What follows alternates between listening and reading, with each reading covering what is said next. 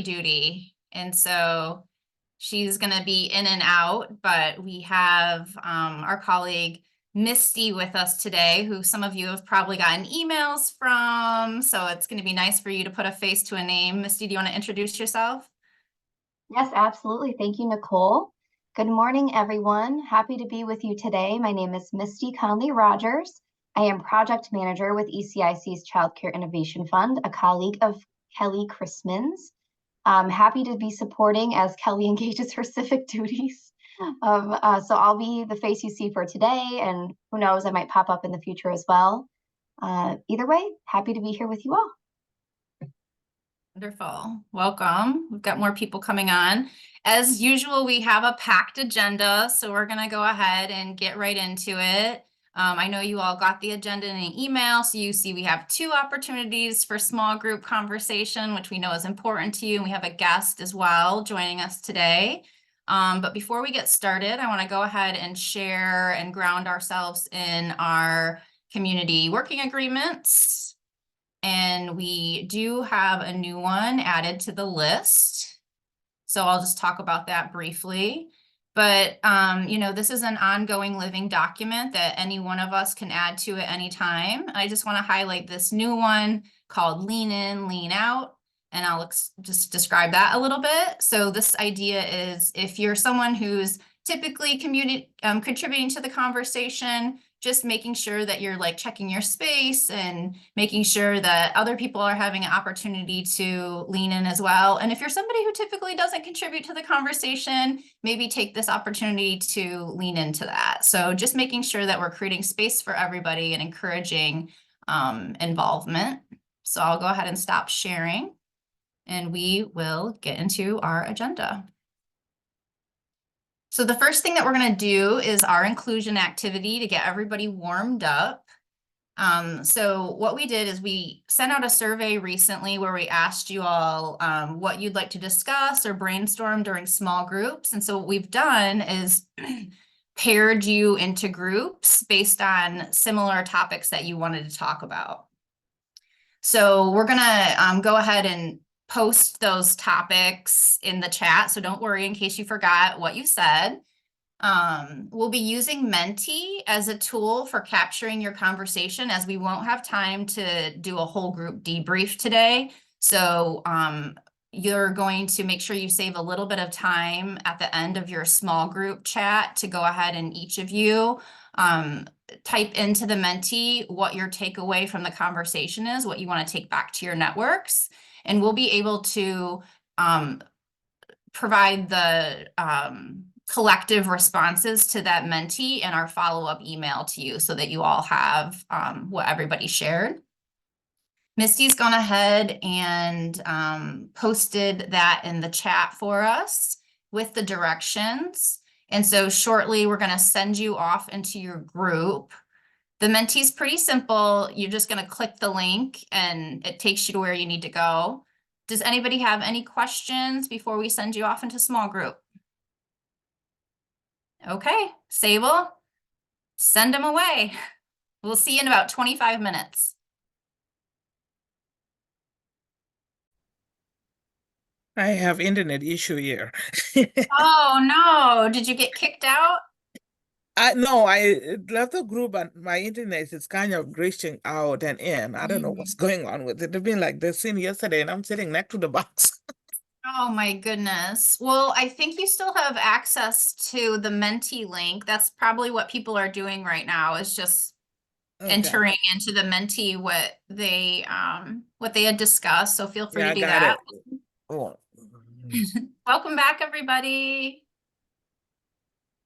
Welcome back. 25 minutes, it feels like a long time, and it's also not at the same time.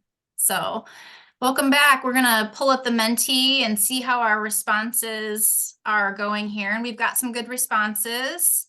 That's wonderful. And like I said, we're not gonna have time to debrief on it today, but you still have access to the link. So please feel free to go ahead and add your takeaways, what you're going to take back to your networks. Like I said, we're going to take these collective responses and share them back with you. So the more that you contribute, the more that this is helpful. Okay, so we're going to go ahead and move on to the next part of our agenda, and we have our guest here with us. But before we get that started, just to ground us in what we'll be talking about today. So our focus is on Benchmark G, which is the network offers holistic services for children and families beyond the supports offered for providers. Based on review of the guidebooks, it looks like there could be a gap in networks connecting providers and families to infant and early childhood mental health consultations. So here with us today is Gillian Ogave with the Department of Health and Human Services. Her work supports the project coordination of infant and early childhood mental health consultation. And she's going to be sharing specific supports that are available to home-based childcare business owners and the children and families they care for. So I'll go ahead and turn it over to Gillian. Thank you. Hi, thank you so much for letting me be a part of your meeting today. I'm Gillian Ogilvie. I'm the coordinator for our infant early childhood mental health consultation model that is hosted through the Michigan Department of Health and Human Services. So my goal for today is to share what consultation is, what the model looks like, and therefore like kind of what you could expect if a consultant was out at a home provider, what they could expect to see from that consultant and receive in terms of support. And so it'll probably be more information than you wanted to know, but I want to give you as much as I can today. And then I'll leave a couple minutes for questions at the end. And Nicole shared with me that there will be some time for some small group debrief as well. So there'll be some time to process the information that's shared. So I'm going to go ahead and share my screen so that you can see the PowerPoint that I have. So this is the state leadership team. Some of these names may be familiar to you. I'm the one that's responsible for all of the day-to-day work for the consultant. So I'm the one that is a liaison between the department and the community mental health agencies across the state that actually house the consultants. So all of our consultants are employed by community mental health agencies, but I'm kind of the project lead, project coordinator to ensure fidelity to the model.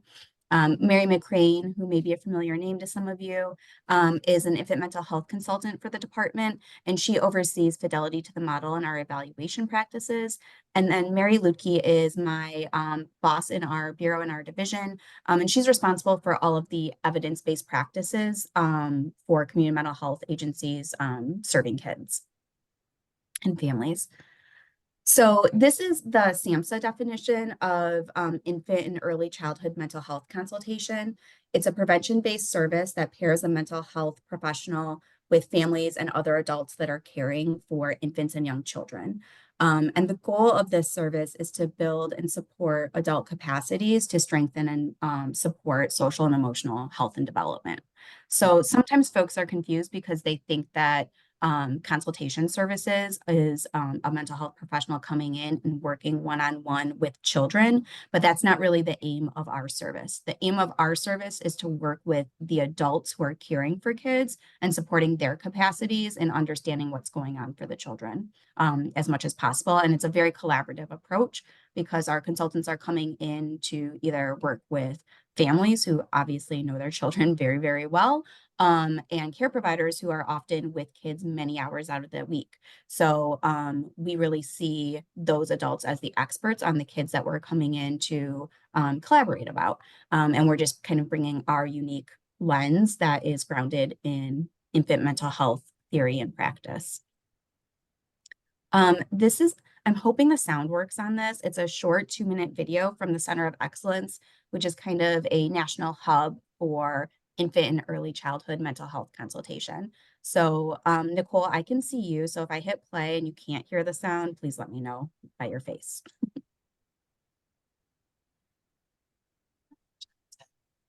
Can't hear it? How to regulate their emotions and how to build healthy relationships. They depend on you. Show them all of these things. As with learning a new skill, having an effective guide is critical. That's what infant early childhood mental health consultation. Can't hear it? Mental health consultation. Okay, we will skip the video since the sound isn't working. Sorry, y'all. I'm not sure what's going on, but I will chalk it up to Zoom karma not being with me today. Is rooted in that. Oops, sorry. Super Jillian, loud. if you have a link to the video, I'd be happy to post it with collectively with our mentee stuff, and we can send it out following. Oh, amazing. Thank you so much, Misty. I really appreciate Yeah. that offer. I will definitely do that. No, And I'll send out the slides too, so that these can go out today to everybody just for future wonderful. reference. Great, I'm thanks. sure it's going to be scintillating material that everybody will want to reference again in a few weeks. So the way that we see our service and our ultimate goal for a statewide approach to consultation is seeing us as kind of like this mid-level tier in a pyramid of support for workforce.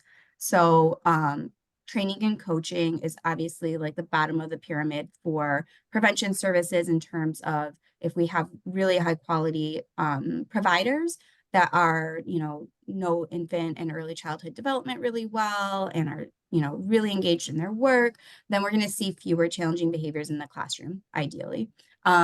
However, of course, there's still a few kids that'll kind of bubble up and need some additional support. And so that's where consultation services can be helpful. We still see that as a prevention piece where we're coming in and hopefully preventing any larger scale concerns or behavioral issues coming up. And again, it's just kind of layering that unique infant mental health lens on top of existing structures within providers. And of course, there are still some children, some families that are going to continue to bubble up to that next tier where an intervention service is really needed. And that's where our consultants are able to link and support families in accessing community resources that may be helpful. So that could be an infant mental health home-based service, that could be some group services for parents just to kind of get that additional natural supports from peers and have some space to talk about parenting stressors.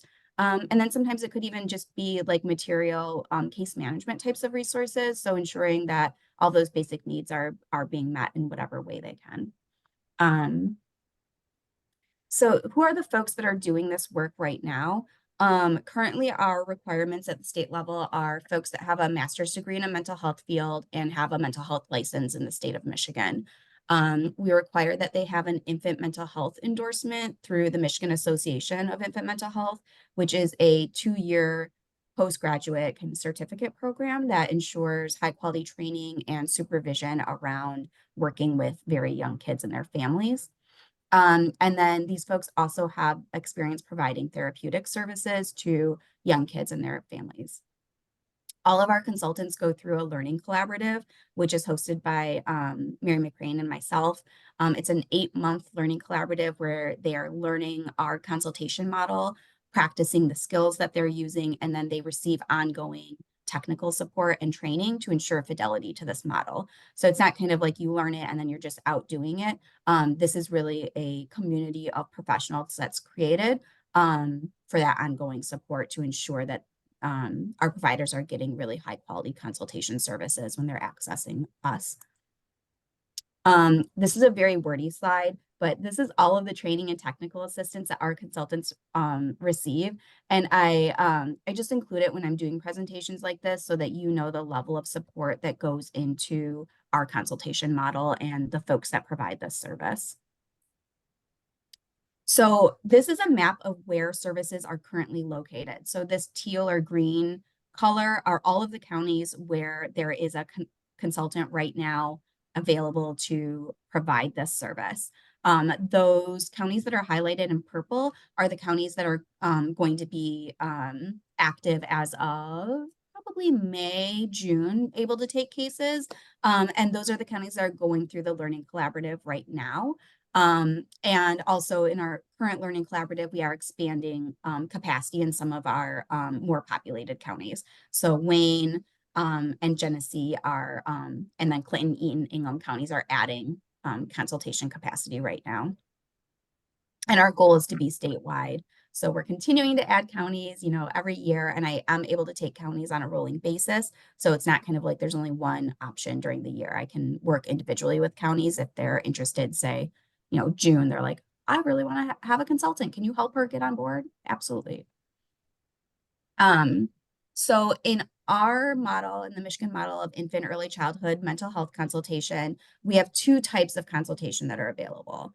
We have programmatic consultation, which is a more global approach to social and emotional health and wellness in a provider. So these can be home providers and they can also be center providers. But folks that kind of approach us for programmatic consultation, some of the things they might be saying are, this is an area that I really want to build up. I don't feel strong in social, emotional health and wellness. And so I just want somebody to come in and kind of assess how I'm doing daily routines. Am I doing a good enough job supporting this area of development for the kids in my care? And the consultant can come in, work with that provider, give some recommendations, and move on. So sometimes it's kind of that policy procedure types of work in programmatic. Other times it may be, like I've got 6 kids that are coming out that are in my home provider network right now. And out of those 6, I would say 3 are having developmental challenges or delays that I'm noticing, and I'm really struggling. I haven't come across this before as a provider. Can you come out? Yep, that's great. We can definitely help and support. How do we support those kids in your home setting? And so again, it's kind of that more global, we're working programmatically to look at things that would impact all of the kids that are at that provider. Yeah. Oh, did somebody unmute for a question? No, okay, sorry. The other type of consultation that we provide is child and family focused. And so this is when there might be one child in particular that is having behavioral challenges, or there's other kinds of concerns that a provider is noticing, and they really want to individualize either the curriculum or daily routines, or figure out how do we make this child be as successful as possible within this care environment. And so, you can kind of see that difference between, the programmatic consultation being, we're taking that global approach, practices that we're going to be trying and things that we're going to be working on collaboratively together are going to impact everybody, versus this child and family focus where it's really focused on that one particular child. And with this consultation, we absolutely bring the family into our conversations and action planning and things like that as well. So this is really a collaborative experience across environments, both home and the care setting. Of course, there's times where we get a referral and somebody may call in and say, hey, I'm interested in programmatic. And then as we're working with somebody, it may kind of bubble up that there's one particular child that could also benefit from child and family focused case being opened up. We can absolutely do that. We try to be as flexible as possible. And we often have both a programmatic and a child family focused case open with the same provider. And that is absolutely fine and something that we can do. We try to be as flexible as possible to meet the needs that are within the environment.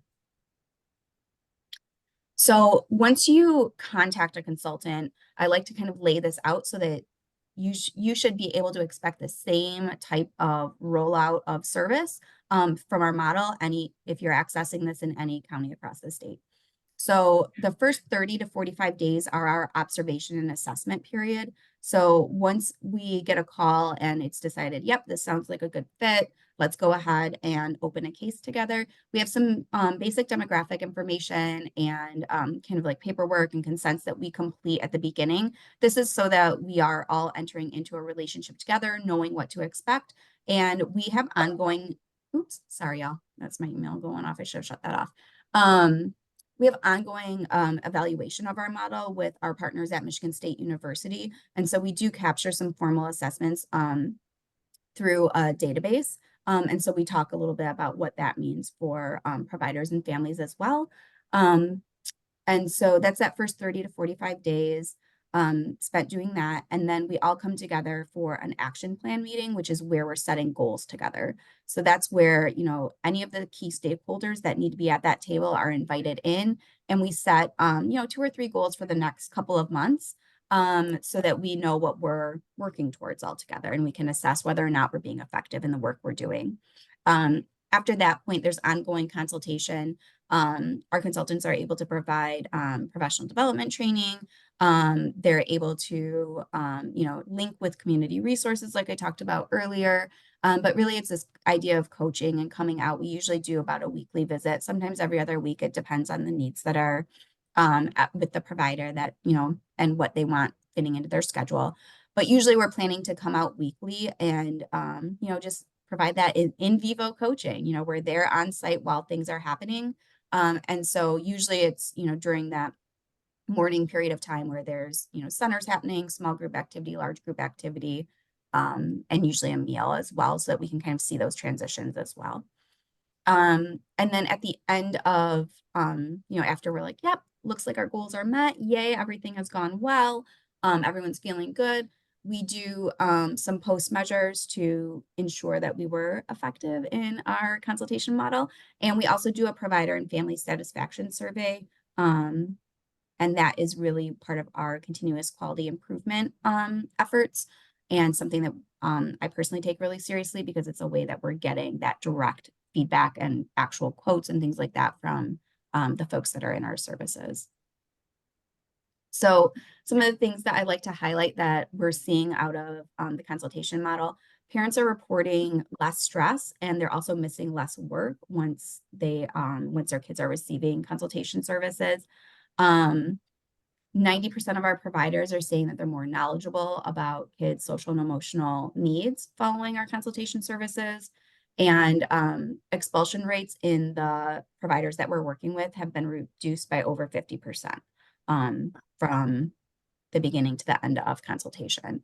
So, I mean, there's a couple other stats up here, but those are some of the things I like to pull out, in that with this continuous evaluation that we've been doing over the years, we're able to really see how providers are impacted by social and emotional consultation. And then this is the thing that I'm most proud of. At this time, everyone who's completed a satisfaction survey that's participated in our model agrees that they would recommend consultation services. So when families receive the survey, they're saying, yes, I would recommend this to another family. And when providers are receiving it, they're saying, yes, I would recommend this to another provider. And that's really meaningful to me. It means that, everyone's finding benefit in the service. So, and then another piece, so this consultation model is primarily funded through CCDF, and part of the funding that we receive, we carve out for professional development for early care and education providers. And so these are all opportunities that are offered through my registry. They're typically hosted by a consultant that's worked with us for a long time named Kristen Tenney Blackwell. And so she does different things like pyramid model training. She offers community of practices for directors and administrators. And then she also offers community of practice for teachers and providers who are, providing care directly every day. And then there's different kinds of professional development that she offers annually, and that's really based on feedback from childcare providers. So I believe that there's surveys that are sent out from now MyLeap, right? MyLeap will send out surveys to get information. But that's how that's set every year. And she usually does series. So right now she's in the middle of one, and then there'll be one that opens up for spring. And infant and early childhood mental health consultation is a training organization in my registry. So if you search that, you can kind of see these free professional development opportunities that are available. But I like to highlight that because it's not always linked to our consultation model, but it's definitely a part of the work that we're doing statewide. So on the last slide, and again, I'll make sure that you all get these slides. The website right here is our website that has a little bit of information. There's also a few PDFs that you're able to download and print off that offer kind of like tips or resources for both families and providers. And there's a contact us form that can be used to request more information about consultation.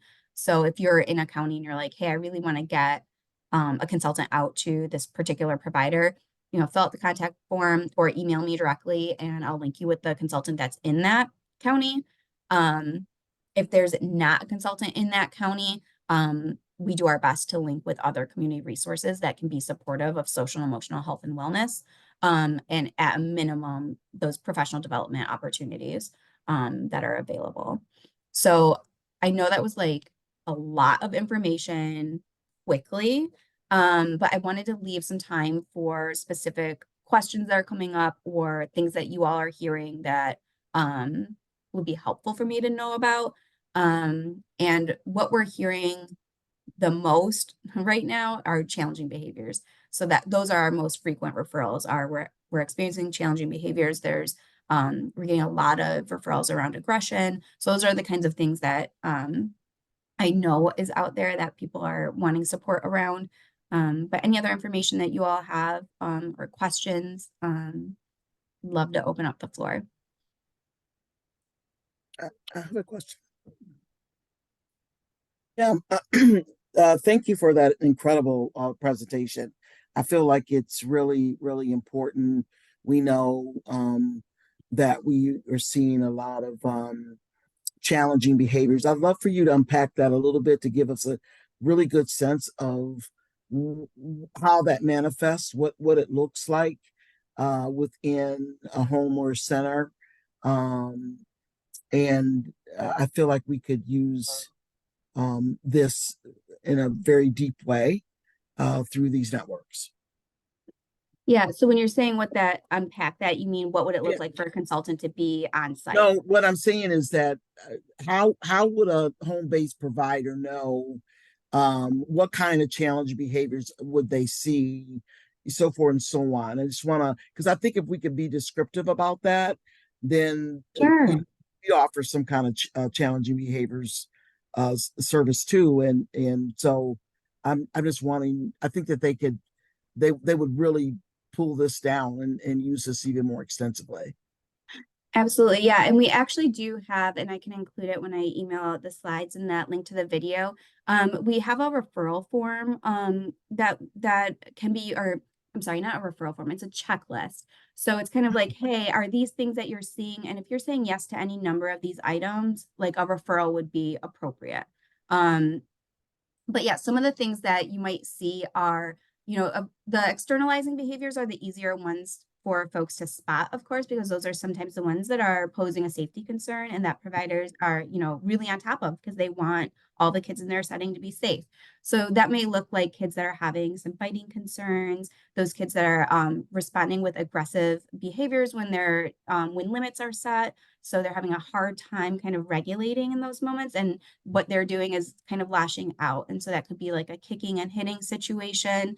But we also have kids that have internalizing behaviors. And so this could be the kid that is, sitting alone in the corner and not really socializing with peers in the way that you would expect to see, or that kid that is really, really tearful at drop-off time and having a hard time separating from caregivers after you would anticipate that they would be settled.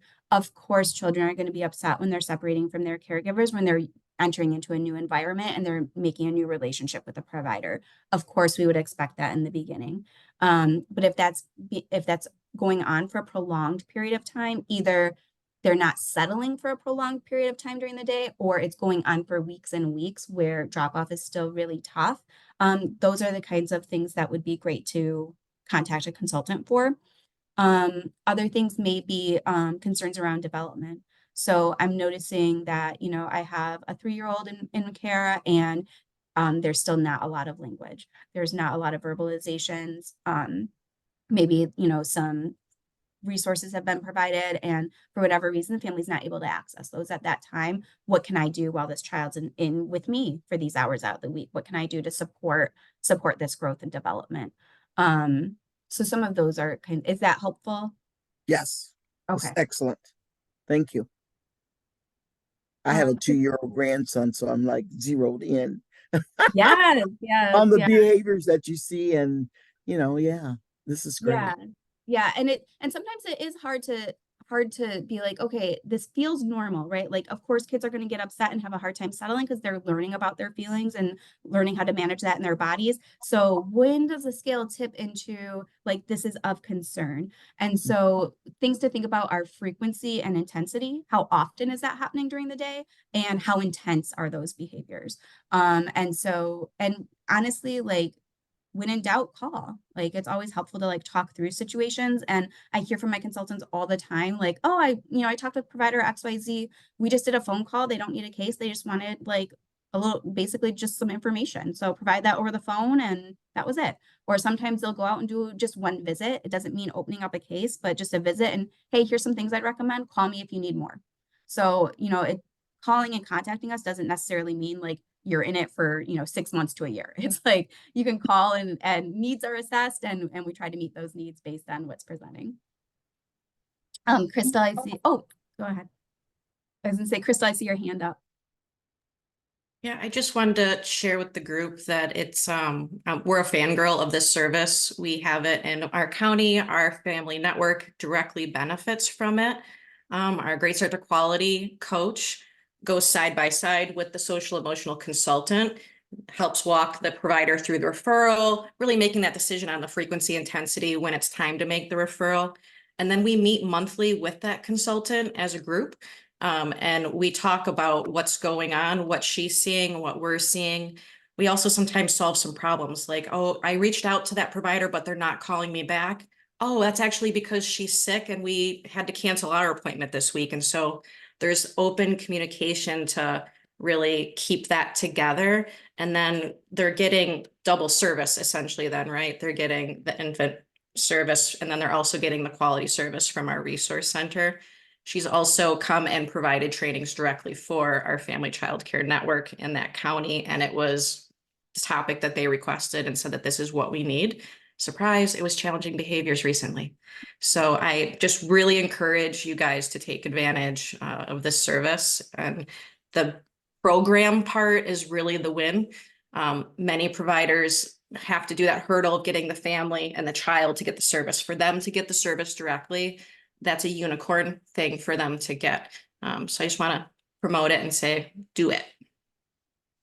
Thanks, Crystal. I was actually on a meeting with Zach and his team yesterday, and they were talking about some of the professional development they've been doing out in Kent County, and it was really cool to hear about that. So yeah, we love Zach and we love Cynthia and Muskegon. So beautiful. yes. Oh yeah, Cynthia's wonderful. Thank you so much for sharing that. I love hearing that. And yes, in my systems ideal world, the consultant is always paired with I'm sorry, where the QIC? It's a coach or consultant. Great Start to Quality Resource Center. Yeah. Yeah. So that is my favorite, is when those entities are working hand in hand collaboratively. And we have a few really great relationships like that. So thank you so much. And Najwa, I see you got your hand up. We're going to have a quick question. Or you don't have your hand up, or do you do? Yes, I do. Okay, perfect. And then we're going to move into small group debrief. So go ahead. Jillian, thank you so much. Thank you, Nicole. I think it's really, really important for us to also consider our bilingual communities, the Arabic, the Spanish speaking. I know that when we met in our small group, Awelda said that they're working with a large Spanish speaking group. We deal with a lot of the Arabic and the Spanish.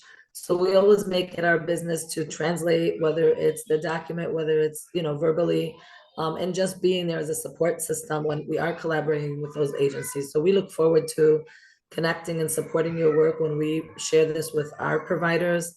But I hope that if you're interested, just send it to us at no charge. We'd be happy to translate that document for you. So that way, when we can share it with our providers, they can understand it in their native language. And then we bring you on and we're there to support for technical assistance.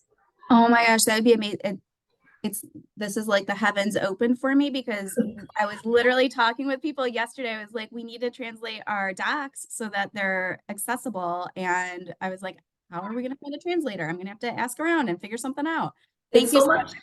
Absolutely. It's so much needed. And this is what's so awesome about our partnership here with ECIC, that we're able to share these. I mean, we're all capable, early childhood education, we've been problem solvers for many years. Now that we have different pockets of communities that are needing that language accessibility, I think it's so important for us to just deliver at least the first overview, so that it's not dummied down to some of these bilingual communities, because they're still caring for children, regardless if it's their own cultural group or other. It's so important for them to feel valued and respected and have that sense of belonging. Yes, thank you so much. I Absolutely. so appreciate that. Yes, well, thank you, everyone. This is such great conversation. I wish we had another hour and a half. I do want to give us time to go into small groups, albeit it'll be a little bit shorter than what we had originally planned. We're going to keep it simple for you and use the same format as we did before. You're going to go into your same small groups. You're going to use the Menti, which the link is in the chat. And then we really want you to think about what barriers might be the providers might be experiencing, what kind of systems you currently have in place, what kind of systems you need to have in place in order to make these connections happen. So Sable, go ahead and send everybody off and we'll see you back right before close. Oh, welcome back. Welcome back, everybody. Welcome back. All right, well, we've got 2 minutes left, so we're gonna wrap up our time together. Just a reminder, if you haven't filled out the Menti, please do so. We'll go ahead and share these collective responses. And you can fill it out more than once. So if you have more than one thing to say, or multiple people from an organization can complete it as well. We're gonna have one more survey for you in the chat, which is gonna give you an opportunity to give us feedback on how this peer learning community went, and we do adjust to what you communicate, so let us know. Only one person from the hub needs to fill out that survey. The only other thing that we want to share is that ECIC would like to connect everybody in person in the month of March. So like maybe towards the end of March or maybe into April if needed. Kelly and potentially Joan will be traveling to each hub to visit on site. And so Sable will be reaching out in the next few weeks to get that scheduled, which is so exciting. Yeah, we're all excited about being able. I'm sad. I'll be there in spirit, waving from across the nation, but I'm so excited that you all get to have that opportunity. So thank you, everybody. Thank you, Gillian, for joining us today. And we have lots of follow-up for you. So stay tuned for more information. We'll talk to y'all soon.